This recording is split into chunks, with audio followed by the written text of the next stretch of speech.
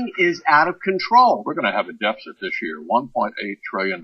People are aghast. They're scared to death about the future for their kids and their grandkids. Genuinely worried about their children, grandchildren. You see, George Bush's massive tax cuts are the single largest chunk of our structural budget deficit. Were the tax cuts to expire, the budget deficit would instantly shrink by about 30% or more than $300 billion.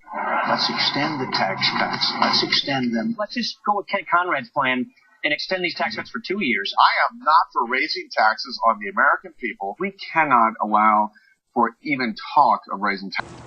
What I call a voodoo economic policy.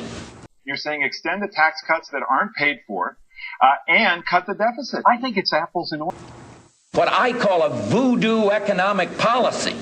They talk about tax cuts the same way they talk about spending increases, as though the government owned all of the money. They say, are they paid for? Well, I think deciding on a government spending increase is very different on whether or not we allow the American people to keep more of their hard-earned tax.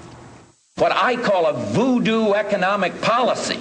Job-killing nature of the Obama-Reid-Pelosi team is, in fact, the first big challenge we're faced with as a country. Part of it's because they don't know, and part of it's because, frankly, they're socialists. They don't as rapidly as China. The Chinese pay zero capital gains tax.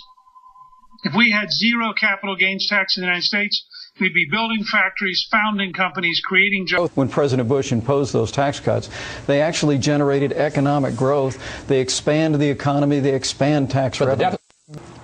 What I call a voodoo economic policy. Because the national debt had swelled to $2.8 trillion.